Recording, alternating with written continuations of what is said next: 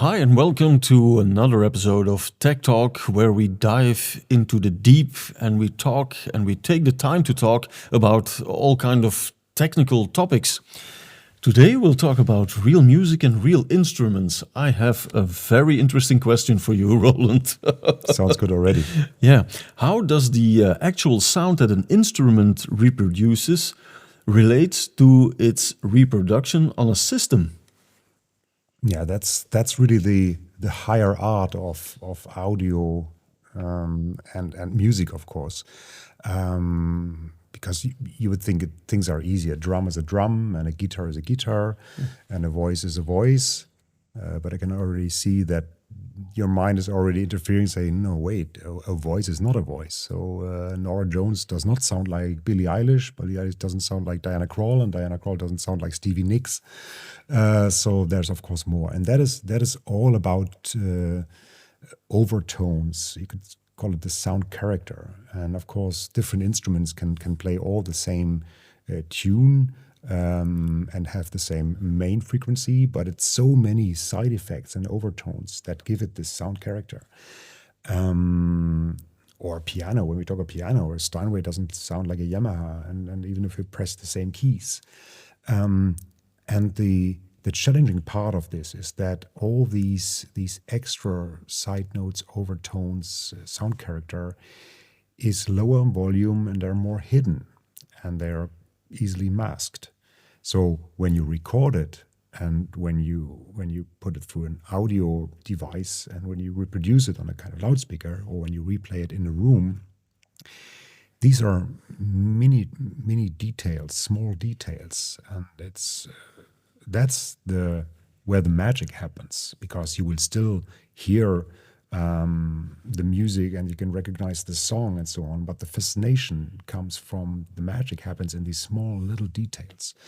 And cheaper speakers, cheaper amplifiers, more noisy rooms, they all mask these fine details. And fine details can be the character in the voice, can be the character of the instrument or a piano, can be the reverb in a room, in the recorded room, I mean, not in your listening room, but the reverb or the sound character of the studio or the recorded room or the church or the jazz club or whatever. These are all very small details captured, hopefully, in the recording, but they're very fragile, so very, very easy to ruin it by masking it, by having some small degree of distortion, having a noise level in the component or in the whole amplifier, and so on. So it's they are small, and therefore it's. And what's the importance of these little small details, to hear them or not to hear them? That basically gives you more information. It's more scientifically. It is more data and more information about it. And of course, you would still have on a small portable speaker on the shelf. You could, of course, hear who's singing, what's the song, and so on. But there's no fascination in it. But if you listen to a pair of really good speakers, really good amplifier, and a room which is not noisy, or you treated it, or you did some kind of calibration, and all these things, you do everything right, then something else happened. Then, and we all have experienced that. You sit there and you hear something that you haven't heard before. Chicken pox? But it was always there. It was always there. It's not that the best amplifier or speaker or room does this or creates this extra information like, oh, I didn't hear that they were recording this instrument in there and this voice has another reverb, so they put it together. Or, oh, I never noticed that the guitar is actually there, slightly behind or left or right or whatever. Or that the singer on this song sounds different than on the album 5 years ago. So maybe she smoked too many cigarettes or had too many glasses of wine or whatever. These things you can hear because they are captured, they are recorded through really good microphones to a sound engineer who works all night to get that right. It's there. It's small details that they captured intentionally or not, but they are there. So it's a shame to gloss that over, to let it drown in a little bit noise, a little bit distortion, a little bit masking, or coloration of audio gear. So it's there. Every natural instrument, every voice has lots of information, and every room, whether you record in a voice box or in a Carnegie Hall, there's lots of information, and usually it's captured well. Usually it's there. Yeah, it makes me think about the sound engineers behind the desks. I think they often record things that they don't know that are even there. We talked about the evolution in amplification, for instance, from analog amplification to the best digital amplifiers out there, offering us every step of the way more layers, more depth into the music. And then even when you access your reference list, we all have that, like a track list of songs that we have listened to on lots of different systems, so you know them by heart, inside out. And then technology evolves, you get another layer, and suddenly you're there and you hear like, my God, I didn't hear that. Was it even there before? Yeah. So back to my question, I think that often sound engineers don't know everything that they record, or am I wrong? I think sometimes they do, sometimes they don't. So sometimes they didn't focus on making the recorded room heard, Yeah. but it's on there. That microphone just captures it. So it's on there, intentionally or not. And the better the system, the more you hear it. And yeah, even for you and for me and for listeners out there, I think we are all still amazed in how much more layers you can reveal, or how much more cleaner window or open the window you can do over time. It happens, and that just tells you that it's there, that it's every change is not an effect of the audio device. It is really moving you closer to the original sound. It's quite amazing. But you're right, it can be a mix of things that the artist or the sound mixing engineer or the guy who plays the microphone intended, and it can be things that are just there. But it's both are equally nice to discover and hear them for the first time, and then you cannot unlearn it. It's there. So that's the great thing about it. But you will miss it from that moment on a lesser system. There's no way back. So the better things get, the more you get used to it. That's the downside of it. Yeah, but I think in general, the sound engineers deserve a round of applause, because they do actually great jobs. Yeah. And of course, you can hear sometimes differences between one album and the other. Like, for instance, to give you a concrete example, if you listen to Diana Krall's Love Scenes album, well, they used a valve microphone, and that offers so much details. You even hear her opening her mouth and the things that are going on in her mouth, like, and that offers so much insight. We don't need to look inside her mouth, but it gives you so much more feel of the what she is trying to convey to you as listener.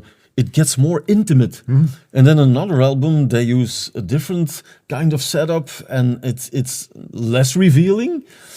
And that's what you say, like, we are spoiled. Yeah, and this information is very small. It's very tiny information. So that's why it's so important and so rewarding than when you discover them, when you hear them on better audio device, on a better speaker, on a better amplifier, that you finally, wow, that was a better microphone than this one. Yep. But it's fascinating. Again, it's nothing that the amplifier or speaker makes up or adds to the sound. It is there. It needs to be discovered, and it needs to be protected, kind of, or preserved in the whole audio chain. And that's why some audio components are better than others, and that's why some audio components cost more than others, because it's effort and budget to design audio components who preserve this miniature details and overtones. To come back to the original questions, all these sound character and overtones are much weaker than the main tone or the main frequency or the main sound. It's small details like how she sang the word, but that gets you so close to. And it's also with movements around the microphone. So my one of my favorites is, it's not really audiophile, but it's Kraftwerk. And when you listen to one of the first 2 or 3 albums, you very often hear how they not all the time sing into the microphone, because they were playing at the same time their synthesizers. So you very often hear the voice going away. You can, on a good system, you can hear moving, like the head goes down because they look at the keys and then they look up again and sing into the microphone. It's there. It was always there. But on many systems, you don't hear it, so you don't care. But it's even more fascinating when you suddenly sit there and like, my God, I can see him moving his head while singing. That's totally fascinating, I think. People used to say to me, when you want to evaluate a speaker, let's put on some piano or a violin, for example. And the argument was they are really difficult instruments to reproduce. Is there actually some truth to that? Yeah, it's true, because in 2 ways. One is that these instruments are very rich in these overtones, the way how they are made, and the way how they have a history of hundreds of years. If you open a piano, you see all these mechanical parts that all do something to the sound character, and that's why a Steinway piano sounds different than another piano, and so on. So all these instruments are very rich in details, overtones, sound character. That's one thing. So there's a lot to discover. And the other thing is, but that's also true to voices, is that in this area of frequency area of a violin or most part of the piano, our ears, our human hearing is really good. Of course, we are very much in our analyzing of sound. That's of course very, very strong in everything where we speak, where humans talk with each other. So we are really good in everything, in the frequency domain, in the time domain, in the sound orientation, where does the sound come from. You can close your eyes and you can hear extremely good, mainly in these frequency around a male and female voice. And if you take instruments that are also in this frequency area, then of course you can hear more and better. For example, or better compared to low frequency, bass, or very high frequency. That's where other animals are better. But it is possible to actually reproduce a real instrument through a system. I think you can tell us a little anecdote about that, because that is how Steinway Lingdorf started.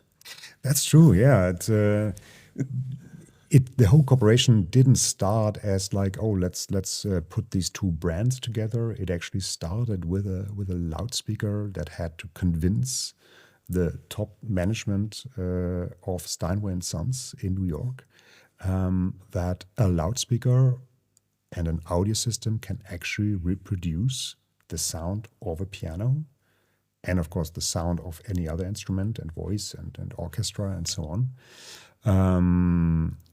And the team around Peter Lingdorf was sure that we can do it, because we have our own amplification. We keep things in the digital domain where less sound coloration can happen. And you don't want sound coloration when you want to prove that you reproduce a Steinway piano. You don't want any added overtones or sound degradation or anything. You want the pure sound. And also creating this open dipole loudspeaker. So everything was very special. And then on top of that, room perfect to address room acoustical issues in the room where we have to prove and where we have to demo. So it was all part of the whole chain that has to be right, only for that moment to convince the listeners who don't know anything or not much about audio systems and whether it's digital or analog or high-res, low-res. No. They listen whether this sounds like a piano or not, how close it can be to a real piano. And that was what convinced them. It was not, a contract or licensing agreement or anything. It was the loudspeaker the reproduction of a real piano. So how did that work? Did you have a pianist play on a Steinway Model D, and then That's how it was. the speakers, and they were mixing it up, and they couldn't hear a difference, or what? Yeah. So it's, of course, you can always locate sound, right? So Yeah. and a real piano is a real piano. But when you come so close to it that you can actually say, okay, this is like a real piano, then you've really nailed it. And that means if a loudspeaker or system is that good, it can also reproduce, since the piano has such a big scale, you can also reproduce a violin, a voice, a drum, and so on. So a piano is a really good tool, to use that word, to really have a really good audio system. And that means that a piano is also, or piano recording is also good to evaluate loudspeakers. But that can be anything. If you know more about, other kind of music, other musical genre, then do that. It's not that you have to have a piano test track to evaluate speakers, but it's a good instrument to do that. So there you have it. An actual instrument can be reproduced truthfully on a really good system. That's our lesson for today, I think, Roland. If you do it right, it can be done. So thanks for this Tech Talk, and Welcome. thank you for watching. See you at the next episode.